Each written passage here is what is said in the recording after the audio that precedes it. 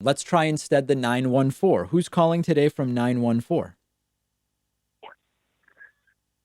My name is Dan. I'm in Westchester, New York. How are you? I've been better. I was somebody who Biden was not my first choice. In fact, he was my last choice Right. of all the opportunities of people to go with.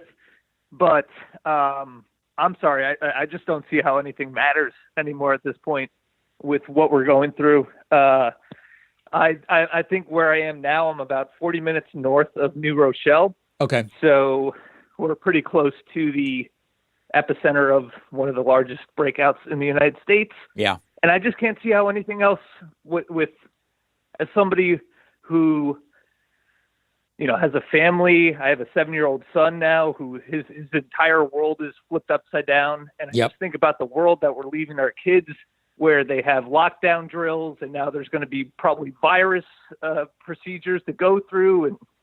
And it's just really, really sad.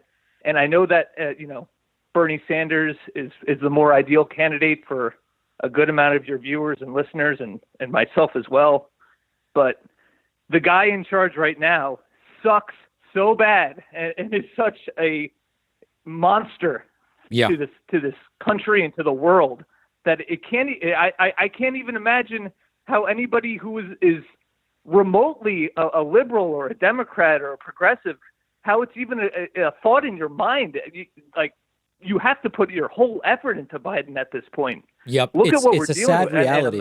I'm very emotional about it. I get, I hear you. And listen, this is, we're all going to remember, life before this virus thing and life after. And it's going to change a lot of things for a lot of people. Not everybody's going to make it, just mathematically. That's the reality.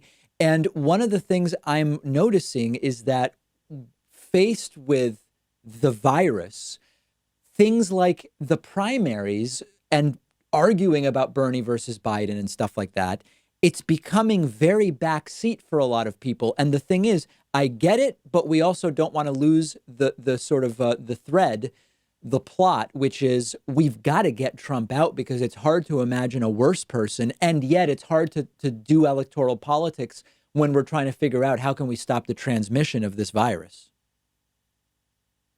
Absolutely. And again, I'm the kind of person that thinks that Bernie Sanders is 1,000% on the money when it comes to healthcare. Right. And a lot of his other ideas, I think, are exactly where we need to go. Mm.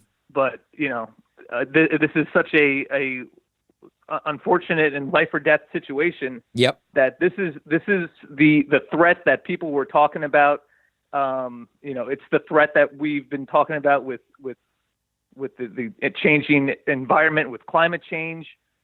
That's going to eventually affect us in the next few years, and we're going to have these similar conversations about, why didn't we make the necessary changes when we could? Right. The kind of drastic changes that we're doing now with hunkering down is the same kind of things we need to do with climate change, and that isn't going to happen with this guy in charge at all. Right.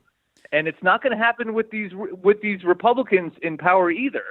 They're just dishonest ghouls, and we need to all come together and realize that we're leaving a hole for our kids to grow up in an environment where we either had to swallow the choice of going with a guy that is not our ideal candidate, who we do not agree with on the majority of issues with, but we can agree with that he's not Trump.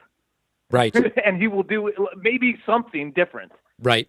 Yeah, this is not a drill. It's become very real very quickly, I think, is the point you're making very lucidly. Dan, I appreciate the call, and stay safe up there in Westchester. Thank you very much, and keep up the good work. All right, great to hear from you. That does do it for calls today. I know a lot of people wanted to get on. We have 35 people holding, but we did what we could. We will take a break, and we will speak to you very, very soon if you weren't able to get on today.